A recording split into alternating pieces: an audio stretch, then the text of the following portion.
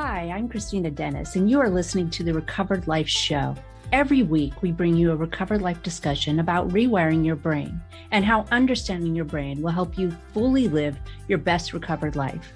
Remember, addiction is a life-threatening condition, and the information in this discussion is provided as a resource only and is not to be used or relied on for any diagnostic or treatment purposes.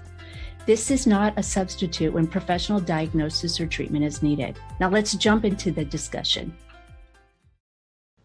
Okay, well, I think that we should get started. For everyone who was here right on time, first, thank you so much for coming to this discussion. It is a makeup session because we weren't able to do the room Tuesday, and so I really appreciate people who are here on a day that we don't normally do this. Welcome to Recovered Life Discussions.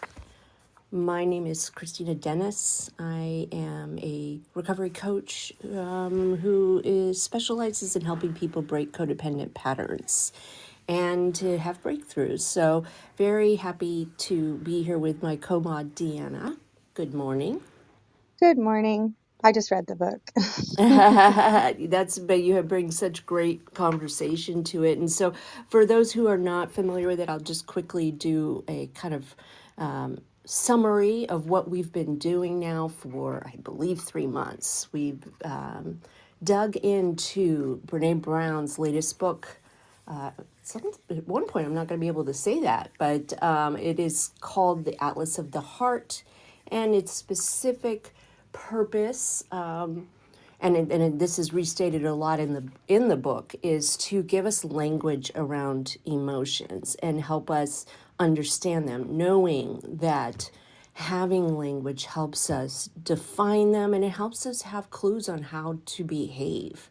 And it's been very, very enlightening, incredibly powerful viewpoints have been shared, and I would love for some people who are willing to come up and become part of the conversation to raise your hand. We have got some very, very powerful emotions, You may ask yourself, what does that have to do with rewiring your brain? Well, what we know is as we take agency with our thoughts and we get more information, we start building new neural pathways. And this is very important in the world of recovery. And so as a group, it was voted in to do this. And I think that the effort and the time that's been spent on it has been incredibly powerful for my recovery. Deanna, would you say the same? Extremely powerful.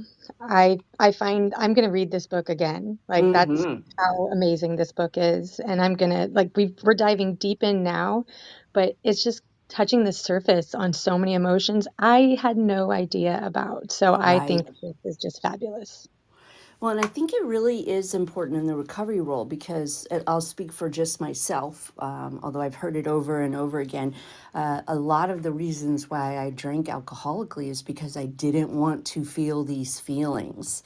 And there's a common concept in the recovery world that when we stop growing emotionally and spiritually, when we disconnect into the world of addiction. And so, I have been, gratefully on the road of recovery for 25 years now. And so I feel like, I've really, really been able to start learning about my emotions. And one of the most powerful things about digging in and having language around them is that they don't make them as scary. And I feel very unified, and I've just really enjoyed the decision to go ahead and start. And so today, Deanna, will you read what are the emotions we're going through today? Absolutely. All right. So today we are on chapter 12, which is places we go when we feel wronged. Anger, contempt, disgust, dehumanization, hate, and self-righteousness. It's very powerful. I bet, it's going to be a two-parter because I think these feelings are really, really big. And I love I'm not going to say I love talking about anger, content, and disgust, but I think that it's really, really important because for me, within my first couple of years of recovery, I I followed the 12 steps. That was my introduction to a spiritual awakening, and I had gotten the idea that it wasn't all right for me to be angry. I had gotten that long before I entered into a recovery process. But I think that is an important emotion, and this what she shared really just solidified that for me. I don't like feeling angry. I know that maybe there are some people do enjoy it, but I even question that thinking because it is hard to feel anger. And so I want to kind of share about some of the information and the data that Brene Brown brings up. And for those of you who don't know, Brene Brown is very open about her own recovery process. And so this is extremely cool to see because I think that sometimes she brings some of that into the discussion. And I just love that. I will always feel very, very grateful that I had an alcohol problem, which sounds, like what? That seems crazy. But it's the truth because without the access to something that numbed me, I'm not sure I would have made it through those first 6 years of my drinking career. But also, it introduced me to these amazing concepts, and I just knew I had to get to the bottom of it. Like, I had to get to healing. And I feel like I got a shortcut. I think our world is also been through a lot in the last, 6 years. In this particular country, there's been incredible divisiveness in political, and we all just survived a pandemic. And so last week we talked about contentment being one of the goals that the world is kind of leaning toward versus the bigger and better and consumption and accumulation and I just kind of feel like our entire world has got to this place where they're like, we have got to figure it out. And anger's been a big part of the, landscape. And so the definition of anger is when something gets in the way of a desired outcome or when we believe there is a violation of the way things should be. And I thought that was really interesting way to break it down because sometimes I don't even know why I'm angry. Like I have to stop and really write down some of the reasons so that I can see, my prefrontal cortex can get involved. And and this really explains why. It says believing that someone or something else is to blame for an unfair or unjust situation, and something can be done to solve the problem. So anger is an action emotion. We want to do something when we feel it, and we are, even if we're the ones receiving anger, we want to do something. And she discusses a researcher, Charles Spielberger, and he talks about the spectrum of anger feelings, that they vary on intensity, and they can be a mild irritation to or annoyance to the fury and rage. And I'm not sure I had thought about the fact that, there could be little, like I have a little bit of anger. And so I thought that was really interesting information to think about. The other thing that gets described in her book is that it's a full contact emotion because it activates our nervous system and can hijack our thoughts and behaviors. It can take a real toll on our physical and mental health. And that I have felt. Deanna, what did you think about those opening thoughts around the emotion anger? Well, I have to say that I'm I'm glad that I don't know if that's the correct word since we're doing this. I'm not sure. I'm glad that we are doing a makeup session today around this because when I first read about anger, I didn't recognize it in myself. I don't, like you Mm, said, I don't like to be angry. That's not something I gravitate towards, but I know I have anger inside me and I know certain things trigger it. So I've actually been thinking a lot about this last week and just trying to be aware of that nervous system hijack that you're talking about. Because I don't I I can't recognize at this moment the anger that I do have when it's there. So that's something I'm working on, just recognizing that I feel angry and then what I'm going to do about it after that. So this has been really helpful. oh my God, yes. I'm so glad that you said that because I'll tell you, I remember distinctly writing out a relapse prevention program. I got sober with the help of an outpatient program, and they had you at the end of the program write out a very comprehensive. No, I'm saying it differently. I'm sharing a part of the story that isn't correct. They actually have you take a test. And I, was 6 weeks sober at this point, and I took this test, and then they give you like a personality test. They give you, the results. And in the results, it was very clearly written that I was a very angry person. And I'm laughing not because it's funny, but because I didn't see it. And I remember sharing it with a friend of mine, like, this report is ridiculous. It says I'm an angry person. I'm not angry. And their mouth dropping to the floor.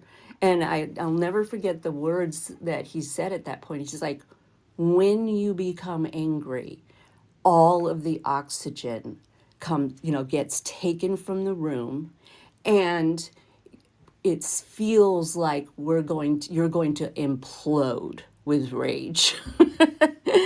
And I thought, oh, wow. And so I'm glad that you brought that up because I do think that it's something that we don't want to think about or have, part of our personality. Kathy, what do you think? I've been angry all my life, and it is everything that's been said on here. I can't really add anything to it. It does suck the life out of everything around it when you have that flashpoint. It's like fire, like a backdraft. It's just the oxygen just disappears, and there's nothing in the world but it. Um, and it can take over. Um, I'm a lot calmer in sobriety. If I get, I can't. In fact, I can't even remember the last time I was angry. But it's something that doesn't. For me, it doesn't exist in a vacuum. Anger. It does need another person or situation, but it often turns into taking it out somewhere, and that is easiest done on a person. And I'm quite remorseful over some of the angry situations I've been in because I can be pretty nasty verbally. Um, but yeah, it just feeds on itself. It's the most extraordinary emotion. And then it disappears very often for some people, but it leaves a terrible scar behind. But yeah, that kind of ding dong of making you're angry, so you make someone else angry, and it just carries on. Oh, that's ringing some bells for me. Wow. You know what? I so appreciate you being completely transparent because there's a couple of things that came out of me reading this chapter that kind of helped me understand. Yeah, it is a wonderful catalyst. There's a phrase in the book that explains that anger is a wonderful catalyst, but a awful companion. And I thought, wow, that's a really beautiful way to say it. She says it sucks the life out of you, and I think that's exactly what you just said. So, why are we talking about anger? Right? It's not a fun topic. Nobody really wants to have it. There are people who are chronically angry, but what all of this research has shown is that explaining that regulating and coping with anger rather than holding on to it and expressing chronic anger is crucial for the health of our brain. It reduces psychiatric problems and it's healthier for our organs. There is a biological component, which this is the first time I ever heard this. There's generational anger, and there are people who have a propensity for aggression and anger, and it's partially hereditary.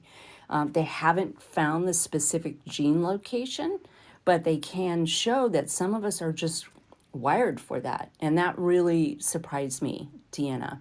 Did you think that?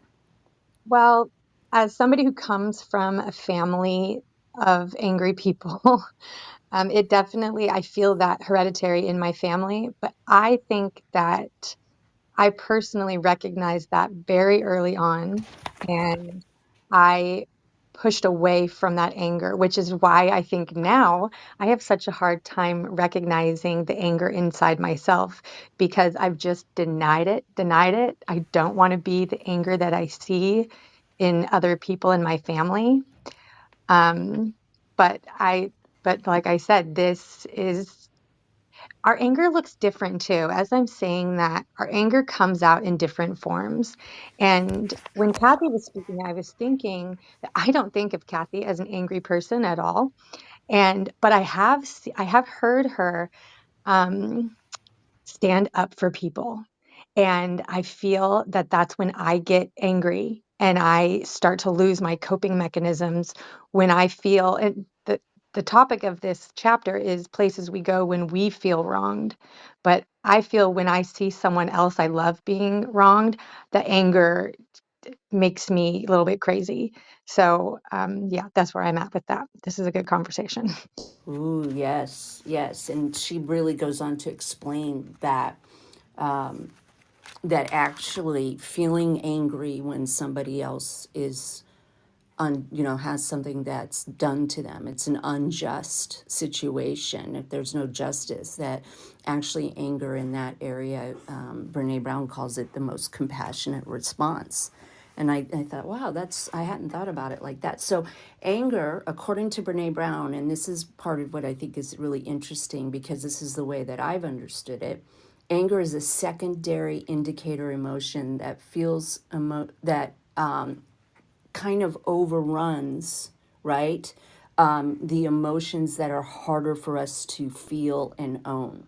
And that is exactly how I thought. But 91% of emotional experts say that is wrong. They say it's actually a primary emotion. And so I had always been told that it is, that fear is behind anger. And so this text is making me really think about that. And it's really interesting, I guess, to some degree, although she says it may be somatics. But I thought that's kind of an interesting question for me to ask myself. Is this my primary emotion? Because I've always been taught to look underneath. That's something that the 12 steps teaches us very clearly. Although they use the word resentment, they believe that fear is the main indicator that's behind anger. Chelsea. Ooh, oh my God. I'm so glad that you brought that up because I also have always been taught that it's like a secondary emotion. And like, I just went through an inventory process and it was like, fear is, I don't know, it's like egocentric and it goes back to your self esteem and harm to your self esteem. And that's what they say about anger. I don't know, because I had to do a fear inventory and it was pointed out to me that fear, um, it's in the anger. Like if I'm angry about this or I'm angry about that, I'm afraid of something. And yeah, like I had to pop up because I was going to mention all of that, but I like 1000%. I don't know. Sometimes it's the first thing. Like it's the first response. Like, I don't know. Anywho, I just Yes, agree no, 1000%. you're saying exactly what I was thinking, and I'd love for Deanna and Kathy to weigh in on this, because can anger be a primary emotion, which is what most emotional researchers believe is. Can we just be angry about something, or is it always a cover up for other feelings? And I've kind of been thinking about, like, when have I been angry in the past where I haven't been afraid? And I'd have to say there are times, where I've heard of something else happening to someone else and I didn't have fear about it. I didn't bring it all the way back to me. I actually was worried about them and angry. But I would love, Deanna or Kathy or both, for you to weigh in on the conversation about, can anger just exist and it be the main, the primary emotion, or does anger always show up for you with, as a secondary emotion? Oh, go ahead, Deanna. I was just going to say that in my original notes after reading this chapter, I ended this by saying, I personally don't think anger is a primary emotion, but that's for me personally. And that's the experiences that I've had that I can recollect right now. That's just what I think for myself. Yeah, from what's been read and what's been said, I'm thinking is anger a kind of refuge emotionally? It's like you don't know what to do. Your blood is up, but whether that be from embarrassment, from or a slight from other people, or about the state of the world, is it a refuge emotion? You get in there, your body and your brain prepares yourself for battle or whatever, but it's a refuge as to what step you take next. Maybe it's probably not the with that much adrenaline. It's probably not the best place to refuge, but maybe it's a refuge that's on fire, and the easiest way to get out of it is to burn the anger off. I don't know, but I think it might be. I think I need to maybe start thinking of it as a waiting room. That something I'm engaged in or passionate about, but it's for me, it's a waiting room from now on, and I think possibly incidentally and it unconsciously has been for a few months now. Oh, I love that imagery. Truly, Yeah, Deanna, did you I want to say? love Oh, that you're too. clapping. I just love that waiting room, a refuge. That is a game changer for me, that language to put with anger. So thank you, Kathy. I love that. It's also short acting, which is another thing that kind of the waiting room image kind of helps me understand that, and I do know this. It is like you've shared, and so there's a lot of information that gets told to us. There's a lot of passive aggressive information that gets told that it is not okay to be angry. It is not justified, and it will cause it. And what I referenced when I first opened the room and was talking about how anger, was playing a role in my personality. I think that I drank over not wanting to feel it. Like I just had to numb out. And part of that was because I felt so much shame about being angry. And she brings up these really good passive aggressive things that we get told, or I should say that I got told when I did have something that I wanted to be angry about, or it was the appropriate response. And there are things like, "Why are you so hostile? Don't get hysterical. I'm sensing so much anger. Don't take it so personally." And I think that there is a real idea and a real hidden message in those statements that say it's not okay for you to be angry. And that's when I think it's very dangerous. What do you ladies think? I think that Yeah. that is. Oh, go ahead, Kathy. Oh, thank you. Yeah, I mean the Hulk isn't green all the time, right? Mm-hmm. So I don't know. It's an interesting one, isn't it? I'm just thinking of the immediateness of it, and the just that's just because it affects you. I mean, all emotions affect the body, but I can't think of one that kind of captures you quite so almost paralytically as anger can, because your body actually starts moving, you start shaking, or Mm-hmm. I have done in the past.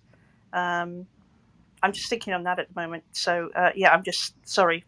No, Should I think okay. it's important to share it like that. That's one of the reasons, and maybe it seems like I'm belaboring the point, but that's because I've seen it be so unhealthy for people that don't want to share it. And I think that, I love the idea of looking at it as a catalyst. And I think that's where she ends up landing, because she still really brings in that she thinks anger is like the indicator light on your engine, in your car. It's telling us that there's something wrong. And so kind of making friends and not being afraid of it is a certain level of maturity and perspective that I want to reach for. And Deanna, you brought up a huge part of the reason why people find it so difficult is because if we're raised in homes where we have a raging parent or an angry parent, and there is no room for us to be angry, like there's none.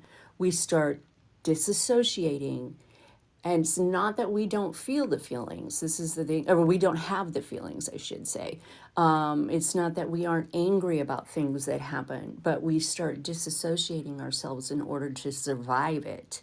And so, through my adult children of alcoholics work, I have learned that the trauma that I was creating for myself by holding on to it was much more harmful than just getting there. And it takes people a long time, in my work with people, it takes people a long time to just get comfortable with it, which is one of the reasons why I think it's important to discuss it. I don't think anybody really enjoys feeling angry, even if it's somebody that I know who is somebody who's living with chronic anger.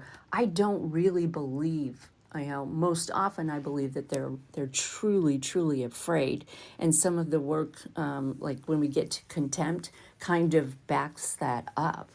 And she says, and I think this is true based on everything that we've all shared, that getting angry or making a decision that I'm going to stay angry doesn't work. It doesn't stay.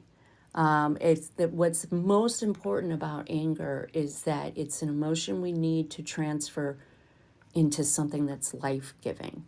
And I thought that was a really great way to say, oh, here's the indicator light. Something's going off in me, and I need to go and research it and then figure out what has to actually be the change. It's that catalyst part, making friends with your anger.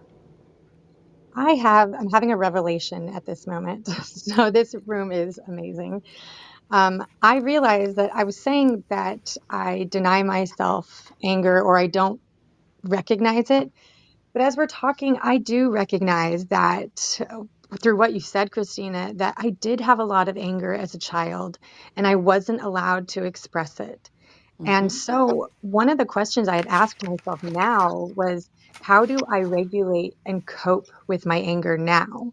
And or not even my anger, just anger in general. And I said, things I can do is I can breathe, I can take a walk, I can cry and let out some of that energy. I can turn to gratitude and just find something I'm grateful for, which I realize I did all the time growing up. I just didn't recognize that I was doing that.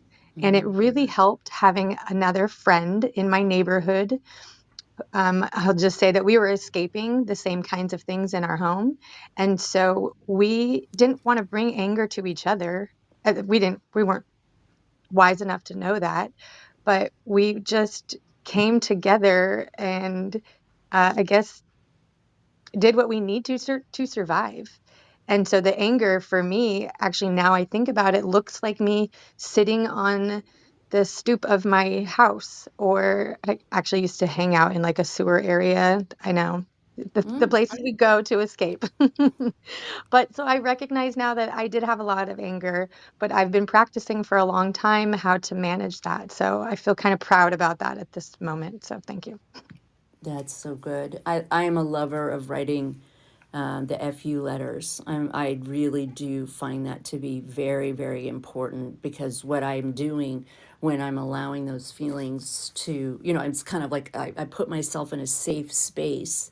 I'm going to say waiting room now, that I've heard that, because I think it's so important. And I will write out exactly, with no editing, with no, and just write it out and then rip it up. But the important part of me recognizing that I have it and listening to myself, it dissipates a lot faster. And, she ends up at the end of this, which is one of the things that I really love about Dr. Brown, is that she doesn't pretend to have all the answers. She's bringing us research, and she's bringing us, the general population. And she said, she didn't really think it mattered at one point. Is it a primary emotion or is it a secondary one?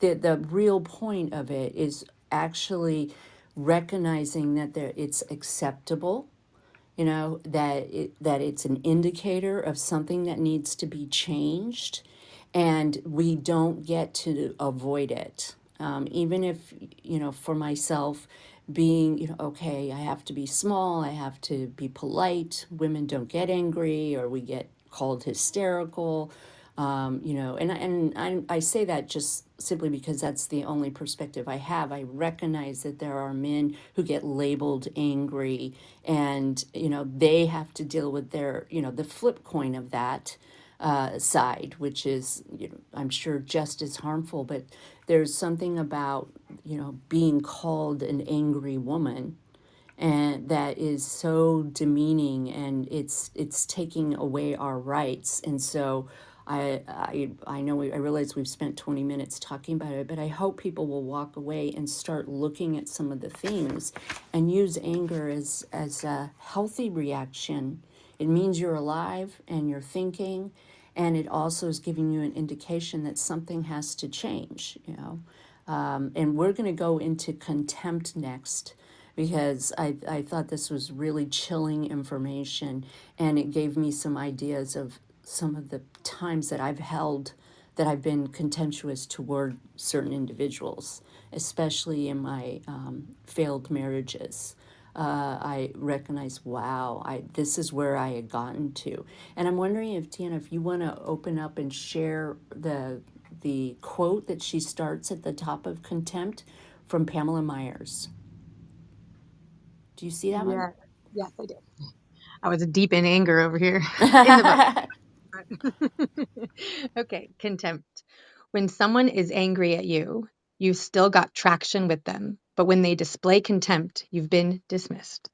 Pamela Meyer. It's very chilling when I think about it. And she goes into it, and it's funny because we talked about this on Wednesday with the Gottman Institute.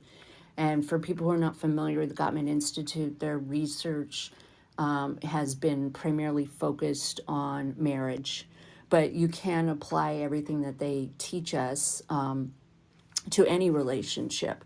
But it says that John Gottman, one of the founders, he and his wife, as well as a research partner, run the Gottman Institute.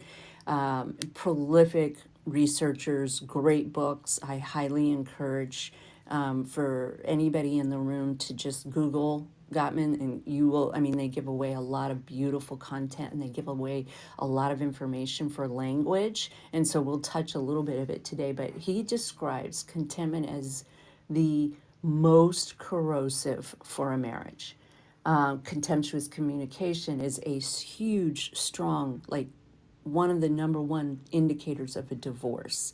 And the reason why he can say that with confidence is because they have predicted 90%, over 90%, they've been correct about which couples would stay together and which ones would divorce. And so they have this thing called the Four Horsemen of the Apocalypse. And it's contentment, criticism, defensiveness, and stonewalling. And I love the way that they describe them. So I'm going to describe the four because it's important for us to, I want to make sure that I bring in some solution here too. So criticism is where we verbally attack or blame our partner's character. And they use this example, she uses this example, you make us late. And the antidote to using that language is I feel frustrated when we are late. And then they go on to defensiveness, and it says, that the phrase or the way that she describes what defensiveness looks like in a marriage is, the person who has been the one making the couple late says, "Come on, I have a hard time getting up." And what they're saying is, if you have received a criticism, one of the things and one of the ways to diffuse it is to say, "I'm sorry. I know that it must be hard for you that we're late." And I thought that's a hard pill to swallow when you're being criticized. But contempt, and this is why making it very dangerous, is we attack our partner's sense of self. you know we use, and it's considered abusive.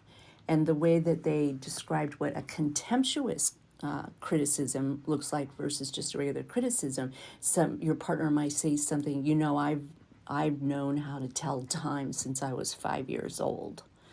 And I can tell you, complete honesty, I have had contemptuous language in several of my romantic relationships and realize, that at that point when I got to feeling contempt for them, it was the relationship was dead at that point. Like there was no coming back from it. And it's so important for us to have these rules of engagement where we do not attack somebody's personhood, even if we're angry. And of course, the fourth horseman is called stonewalling, which we discussed, I think, just this past Wednesday, about how we get in an argument and our partner who's this is their way of bringing in dysfunction, they absolutely walk away, and they refuse to talk about it. They shut up and there's nothing. They avoid conflict by withdrawing. And what the antidote for that is to actually have a word or a phrase when you're in relationship with somebody that says, I'm getting flooded and I need to disengage right now. And I thought these are all things you can discuss with your partner or your friend or your parent or whatever, where understanding that our nervous system has a limit. And if we are somebody who's used stonewalling as a way to protect ourselves, to have that phrase spoken about prior to, so that your partner, who's often the anxious attacher, I've been on the receiving end of stonewalling, and I would continue to push for it long before I started understanding that when my husband Kelly says that I need a break, that we really, give each other a break, and then we can come back and discuss something. So I want to stop there and see what anybody thinks about, you know what, let me read this real quick. It says all right, somebody who has contemptuous communication styles, they can't separate contempt from criticism. The difference is that when we are in contempt of somebody or being contemptuous toward them, it's an intention to insult and psychologically abuse our partners with words and body language. And we are literally lobbing insults over to that person that we want to hurt the very center of that person. And we will think things like, this person, my partner, is stupid, or, they're an incompetent fool. And we may roll our eyes. We do a lot of things. And I know I'm talking a lot about the relationship part of contempt, but forms of contempt are happening all around us.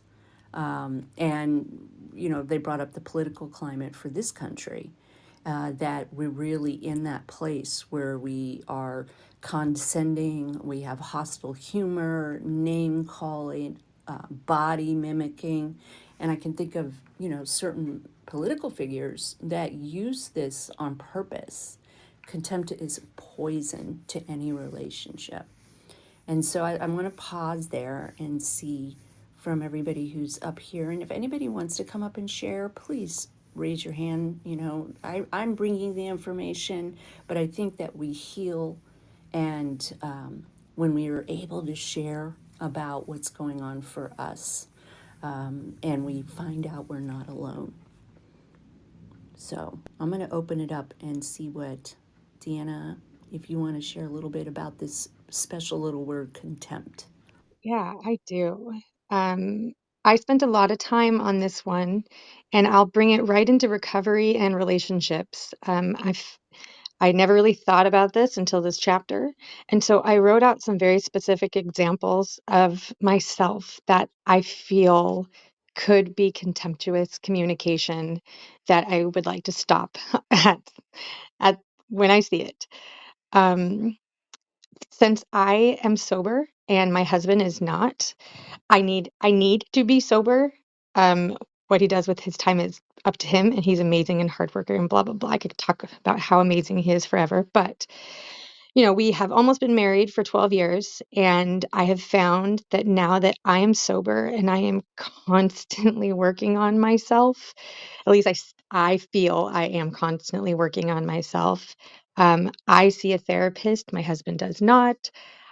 A lot of things we do very differently. And so sometimes our arguments I can hear myself saying that, um, I'm working on myself and you're not. So I'm I'm pulling my weight. I'm putting in the real effort in this relationship.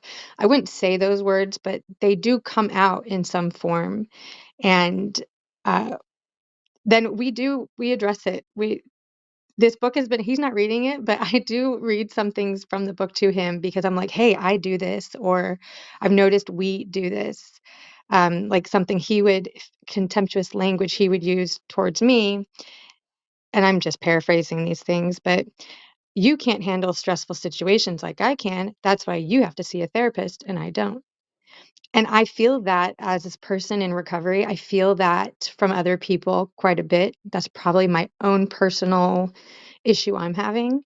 But just talking about this contempt and using examples for myself that I can recognize, oh, I don't want to do that, is definitely helpful. And then I can change the language, learning the other language we have to use instead of being a contemptuous meanie face.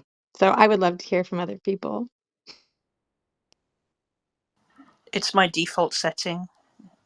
I've been accused of being contemptuous many times, and I can't disagree with any of the instances particularly.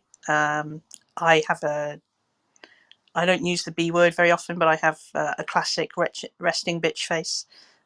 My emotions are intertwined with my facial expression, so so quickly. It's yeah, it's on my face. Almost shows an expression before my emotions have processed it, and it's it's a even though some this is going to sound horrible now and like I haven't developed at all, but bear with. Some people are beneath contempt. Some people I do treat with contempt because they have broken societal rules, or I'm thinking of like politics. I'm thinking of extremes. I'm not thinking of like people you see on the bus or something like that. But and I think contempt sometimes is a cultural thing. It's a societal thing. There are some things that we don't tolerate in other people, and our natural reaction is contempt.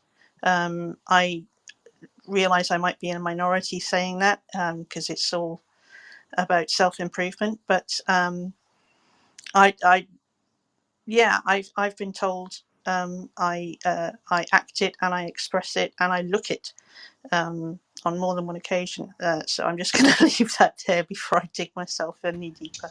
Oh, thank you, Kathy. You brought up so many good points, and I'm so glad you brought up society too, because I think that it's important for us to realize that we have a culture, and I'm sure that you have something similar over there, that contempt, that feeling contempt towards certain people, feels really justified. And in this chapter, she shares this wonderful article about our culture of contempt.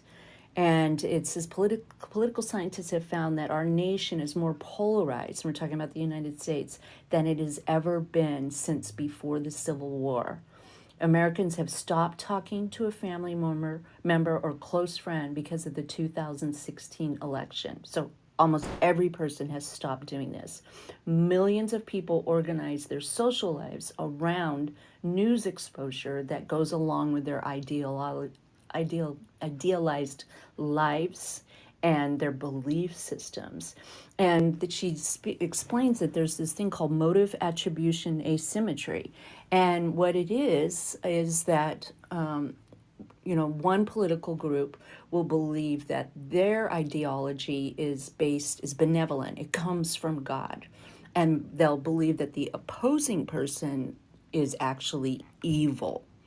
And she went on to share that the studies that have shown since this country has gone through the big 2016 election, that it's on par with the war from between Israel and Palestine. I mean, I was like, wow. And it happened so quickly, I guess, in some cases. And so I love that you brought that up, because I'm really want to make sure I put that in the information out there for anybody who's trying to figure out how contempt works for them. I'd love to hear from Chelsea or Carrie. What are your feelings on this word? This is Hi Carrie. there. I Hi everybody. It's nice to hear your voices. I really related to this. I'm kind of like Kathy, where contempt is kind of my fallback, and I if I didn't tell you, you can sure read it on my face. The feeling that I'm expressing or feeling at the moment, not necessarily expressing. This made me think a lot about a conversation that I had with my mom just recently, and how I've been fighting since I had children to change that cycle. And she had said that my son reached out to her and she didn't know how to deal with that, because the last time she told him something, I flipped out on her. And I was like, well, you can't talk to people like that. And she said, um, well, when your sister's kids get lippy with her, I tell them, don't talk to my daughter like that. And I said, you don't have that right. You can't just talk to people any way you want. I said, if you're being kind in what you're saying and how your grandchildren are reaching out to you, then there's not a problem. You don't have to worry about it. But if you're going to be loaded and say, well, I think you're a little fucking asshole, excuse my language, it's not okay. Words hurt. So you have to, and that's how my family is majorly communicates with one another. It's like, well, why didn't you do this? Or, oh, that's not the right thing to do. Or, and you have to break that cycle, and you can't just say what you want to say whenever you want to say it. And um also the point, like Deanna said, where I'm working on myself and trying to be a cycle breaker and a better person, and you're not, so we're not seeing eye to eye, and we're not meshing, and you are coming at me a lot of times with it, unintentional contempt, because I do believe it is a learned behavior, and anger is a mainstay in the way that we communicate with our family. But that that it being strong enough to say enough is enough. It really works to that contempt word works a lot towards my recovery, my codependency, my work with ACA, all of those things, and just really being a cycle breaker. Because again, I say all the time, in our society, we've forgotten to be nice. When people bump into you or something like that, and they're like, oh my God, excuse me. I'm like, it's okay. We can share. Like, we can both look at the same item. It's all right. So that's how I've seen us kind of shift towards that. And I do have to make a, an effort to not do that, to not be contemptuous, because again, it's what was taught, it was what was lived, and it's what's accepted as a norm sometimes in our society. This is Carrie. I'm finished. Well, thank you. And thanks for bringing it home to both you and Kathy brought it up, because I think that for me, I don't want to look at myself as being contemptuous, but I feel very justified when it comes to people I don't know. And just looking at that behavior, the whole, political environment that came up, in the last 6 years, I was shocked, but I also realized that I was complicit, that there were definitely feelings. Like, I really felt the way that, my politics are based in kindness and love and friendship, and yours are based in greed, without ever truly looking at it. And they talk about how contempt causes really deep harm. And I think that's, the important part of why we're talking about it. It says, the person who wrote that article and several psychologists said this, which I think is kind of the way we can close out contempt and move to disgust, another favorite, but the two go hand in hand, is we do not need to disagree less. We need to learn how to disagree better. And I can look in my own world, in my own behavior, and my own thoughts, and say, I need to do more work in this area. It's funny. I just had a little anecdote to show that my mother-in-law and I have a little bit of a tumultuous relationship at times. And I said to her, "We're going to have to agree to disagree." And you would have thought that I ran over her dog 6 times and punched her in the face. And it was like I insulted her more by saying, "Can we agree to disagree?" rather than arguing my point or her a stance. So I'm glad you brought that up, because agreeing to disagree is something I really push with my children, and it's about respecting other people's ideals, values, their situation, and agreeing to disagree is an adult response, and it's a healthy response. Carrie, I'm so glad you said that. My sister has exactly the same reaction to that phrase. She thinks it's backing down or you don't want to engage. It's like, no, it's making space. But I loved your description. Thank you. That made me laugh.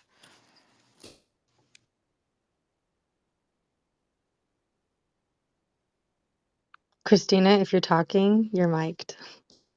Thank you so much, because I was saying some brilliant things. Just kidding. Just kidding. I know we only have, 7 minutes, but I think that this would be a great time to bring up the word disgust, because I did not know this.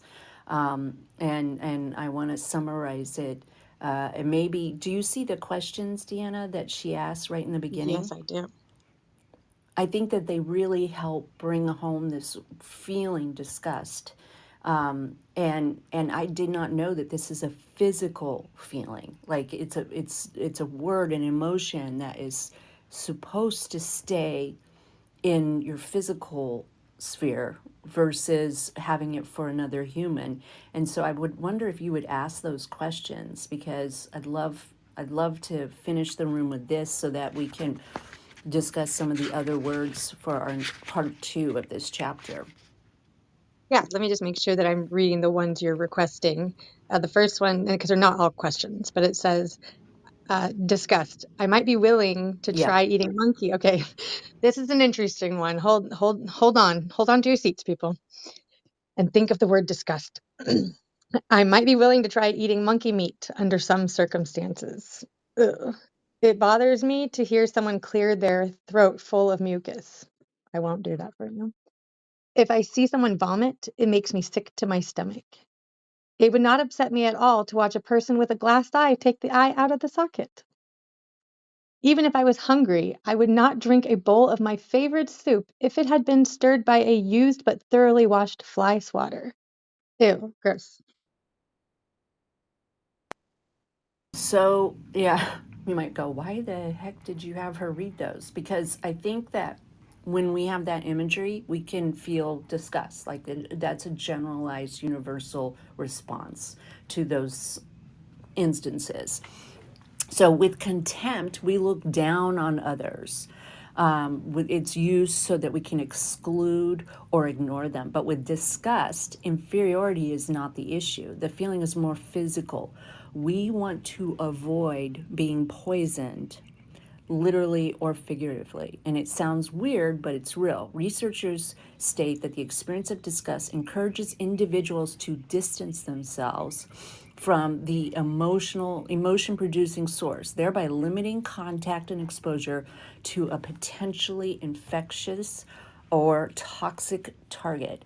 It is actually intuitive when we feel the emotion disgust is intuitive microbiology, and it makes us avoid something completely. And of course, it comes with physical senses: your sight, your smell, your touch, your sound, and things you hear and things that you taste. But when we mean somebody, another human disgust, There's a bunch of stages, of course. There's mild, kind of avoidance, all the way to repugnance, revulsion, intense avoiding, intense loathing. And so I mean, our facial expressions, which has been already shared here, give us clues. And it's very, very dangerous because disgust is the gateway to dehumanization.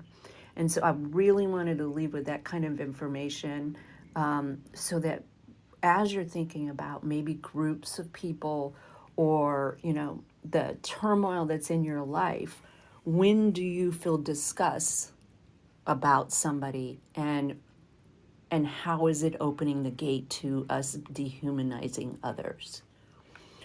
Deanna, what did you think when you read this part?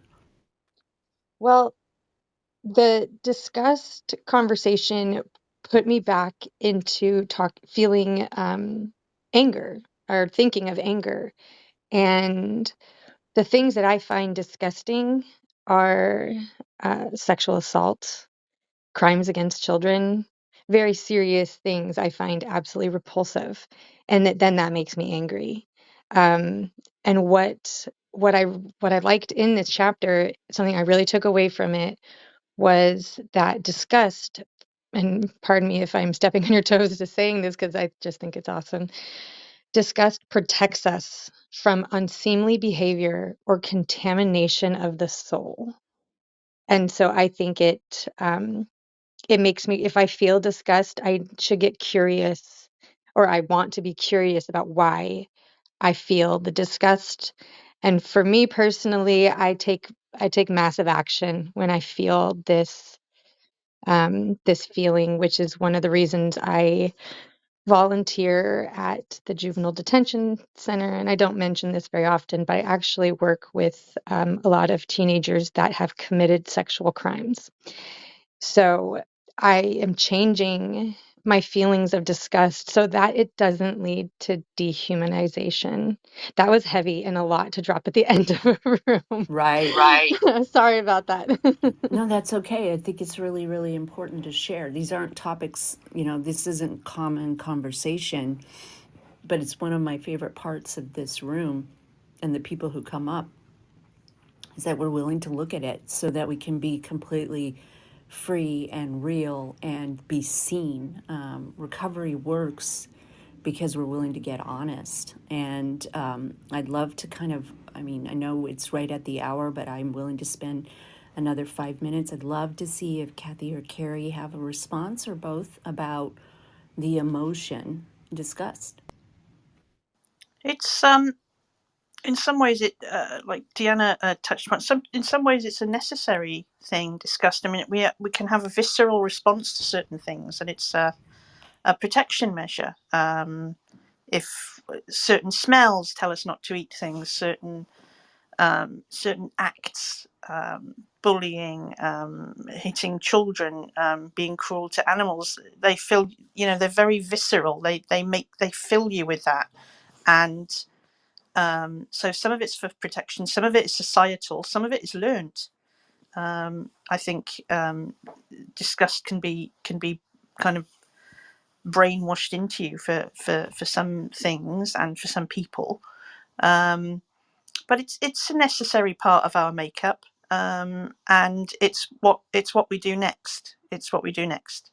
It's a kind of hot ring on the oven top reaction. That ow, I'm going to retreat, and what do I do next? That's what it is for me. I think morally is where it can be learnt and unlearnt.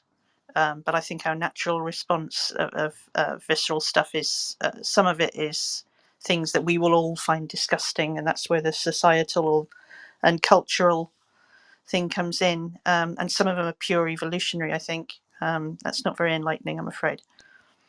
No, it is. I love that you brought that up, because I think that's exactly how we should land on it.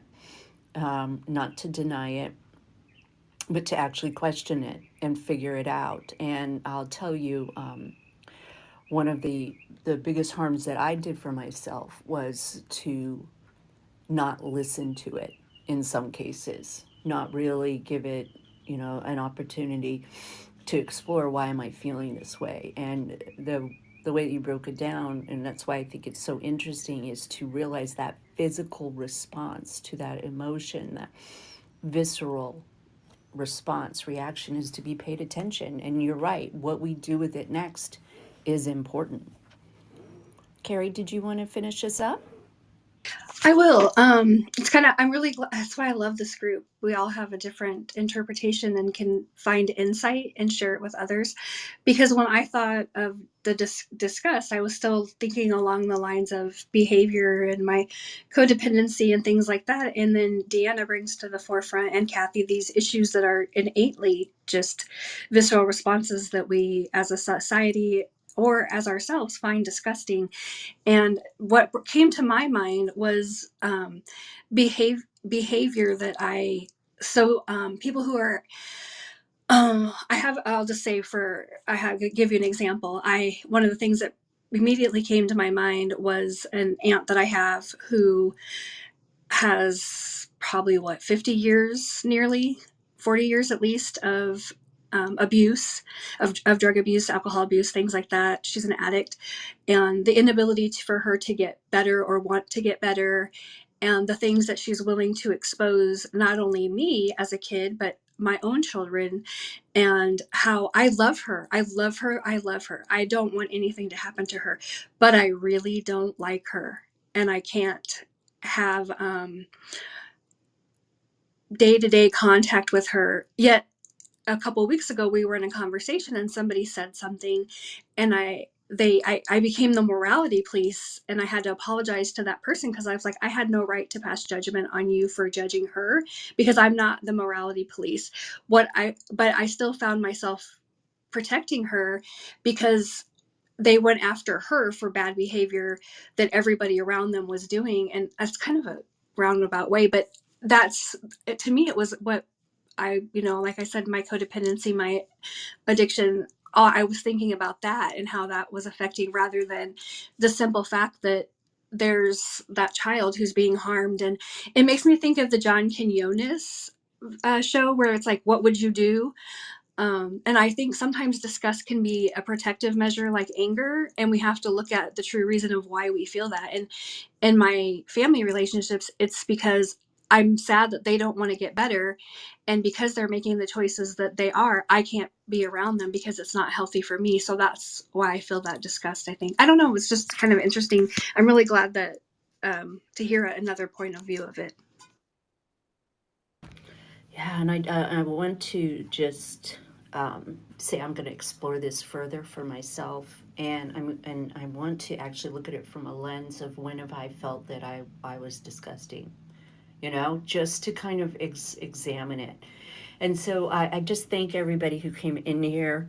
We will return the usual day. I know Deanna can't come, so maybe Kathy or Carrie or somebody who's available can come up and help mod on that day. It's, completely up to you. But we will finish the chapter because there are some really amazing conversations about that word hate and hatred that I think is important. I think all of you, these aren't light conversations, and I understand that, but I do believe they're important, and it's just been very, very informative to me.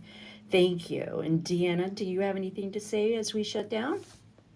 I just want to say thank you, everyone that has joined the room to listen and to converse. I find this just, I'm glad we got to do it on a Friday, because just I like to shake things up. I like contrast, and this has been a pleasant addition to my Friday morning and this great conversation. So I just appreciate all of you guys. Thank you so much. And I would like to And say thank you for providing me clarification what a makeup session is. Yo, God, you're right. Well, thank you, everybody. Have a beautiful weekend. I will return on Monday for Recovered Life Intentions. And as always, protect your recovery, reach out. We are more alike than we are different. And I thank you all. Time is important and special. So have a beautiful day. Bye. Keep the conversation going. Join Recovered Life, a community of like-minded people who are looking to live their best recovered lives. Membership is free, and you can apply at recoveredlife.us.